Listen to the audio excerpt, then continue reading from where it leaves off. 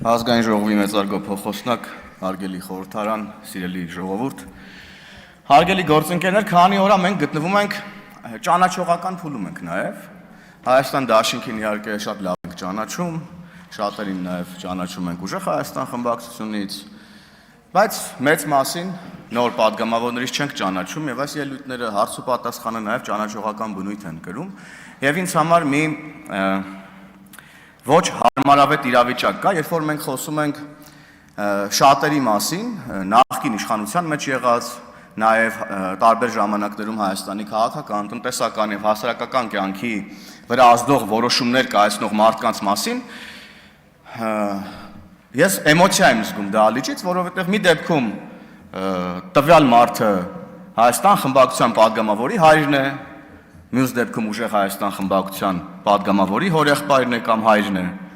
բայց մենք չենք մտնում այդ տիրույթ, էլի, հայր եւ որդի, քույր եւ եղբայր, կին եւ ամուսին,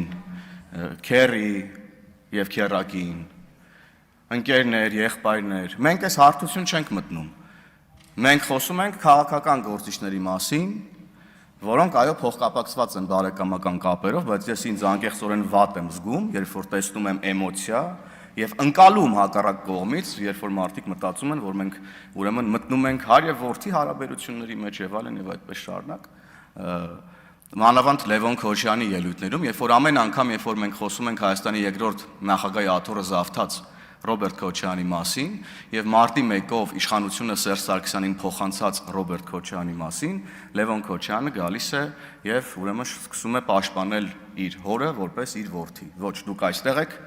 էլի ինքը բայց դա ալիճում չի, էլի խոսում գնում է։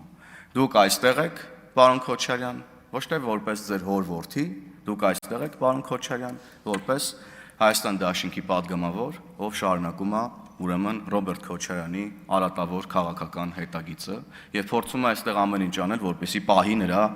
գողացած ապօրինի գույքը, փորձում է այստեղ ամեն ինչ անի, որպեսզի մաքրի նրա անունը մարտի 1-ից հոկտեմբերի 27-ից։ Եվ երբ որ մարտի 1-ի եւ հոկտեմբերի 27-ի անուն են տալի, դուք ավելի լավ է սուտ քուն մտնեք, մեռած ձևանակ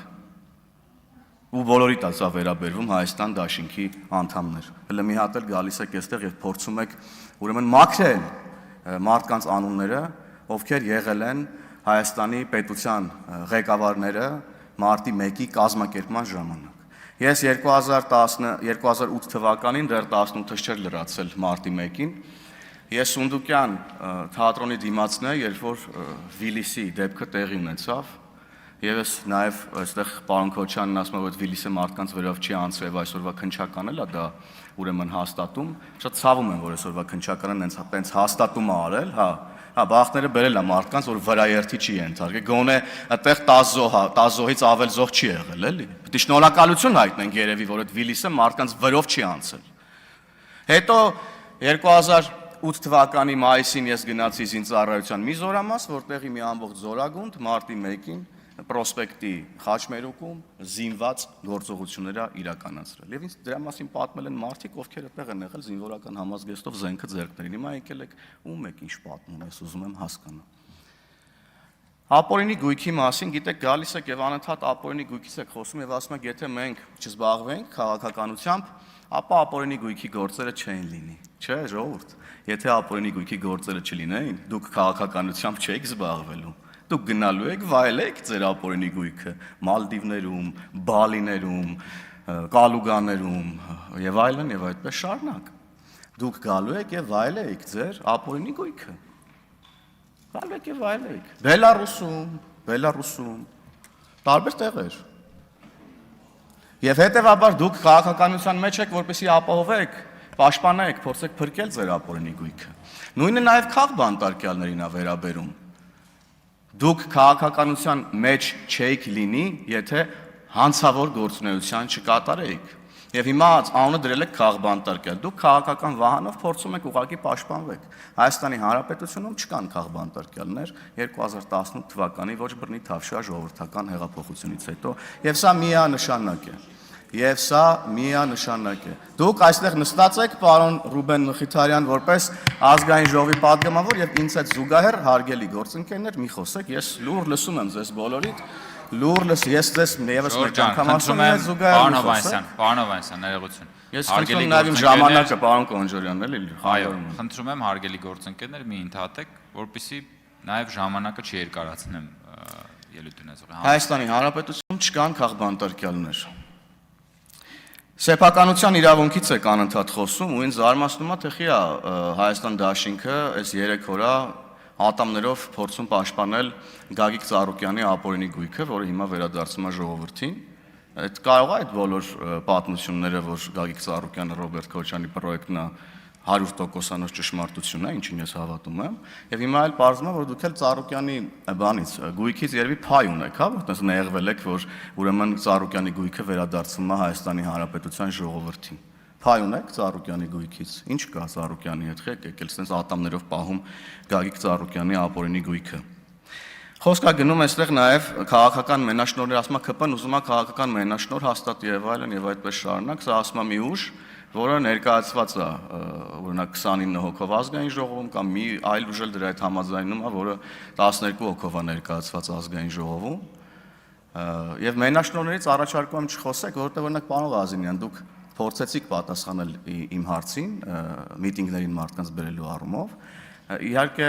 թույլ տվեք ինձ չհավատալ ձեզ ամեն դեպքում։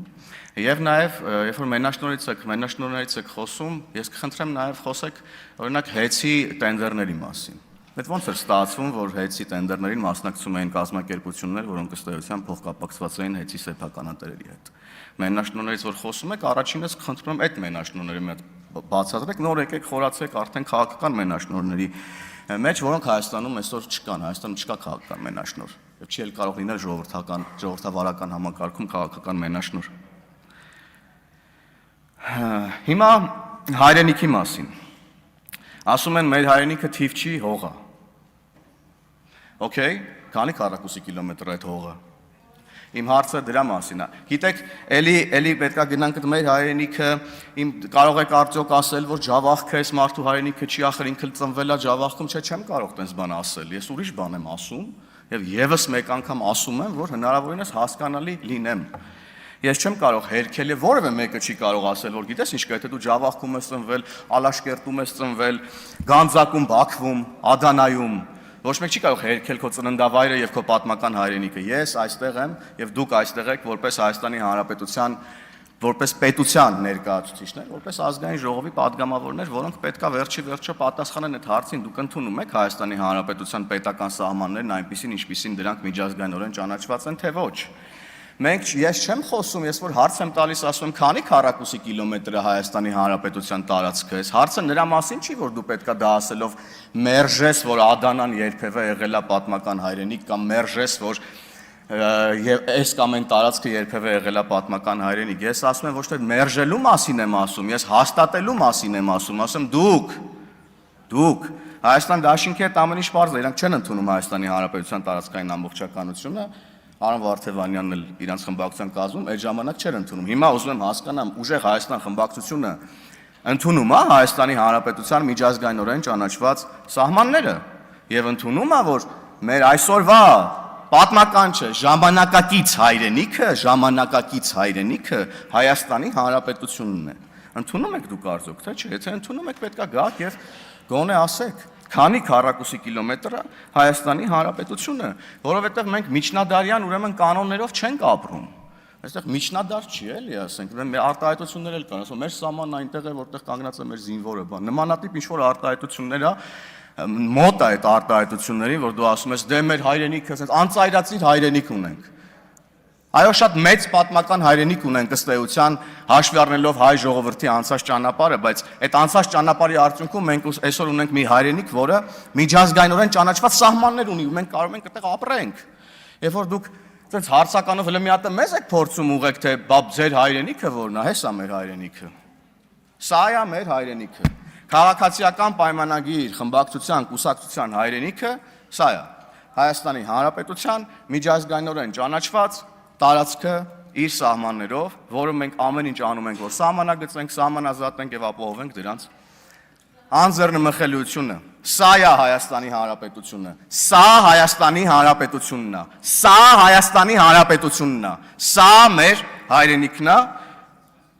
Եվ կարևորը, որ օրենսդիր իշխանությունում ներկայացված ուժերը ընդունեն Հայաստանի Հանրապետության միջազգայինորեն ճանաչված սահմանները, որովհետև հարց առաջանում, եթե չեք ընդունում, ապա ո՞րն է ձեր շահերի կենտրոնը։ Եվ եկեք այստեղ ասեք, քանի քառակուսի կիլոմետր է Հայաստանի Հանրապետության պետական սահմանը եւ ամփոփելով եւ եւս մեկ անգամ այստեղ նաեւ խոսեց զինվորներին հարգելուց ուժեղ Հայաստան խմբակցության падգամավորի կողմից, ես խնդրում եմ չխոսեք զինվորների մասին ուժեղ Հայաստան խմբակցության падգամավորներ, քանի դեռ ձեր շարքում նստած է մի մարդ, ով երազում է, ցանկանում է Հայաստանի Հանրապետության զինվորի մահը։ Չխոսեք զինվորին հարգելու մասին, քանի դեռ ձեր շարքում այդ մարդը նստած, պարոն Ալեքսանյան, ես ձեզ հաջողություն եմ մաղթում, մենք իրար հետ շատ կարևոր աշխատանքներ ենք իրականացրել հանուն մեր պետության եւ հանուն մեր ժողովրդի բարեկեցության, ես ձեզ աջակցում եմ, ամեն ինչով աջակցելու եմ ձեր նոր պաշտոնում եւ վստահ եմ, որ դուք լավագույնս դա կիրականացնեք եւ թույլ տվեք նաեւ պարոն Կարապետյանին ուժեղ Հայաստան խմբակցության ղեկավարին մի նվեր տալ, քանի որ բոլորն ունեն համարյա եւ քանի որ պարոն Կարապետյանը չի ասում, քանի քառակուսի կիլոմետր է Հայաստանի Հանրապետության սուվերեն տարածքը, ես այս քարտեզը ցանկանում նվիրել պարոն Կարապետյանին ամենայն հարգանքով գործընկերային, որպեսզի նա նայի եւ ունենա իր մոտ Հայաստանի Հանրապետության պետական սիմվոլը։ Հավանիչ տեսանյութը եւ բաժանորդագրվիչ նորությունները բաց չթողնելու համար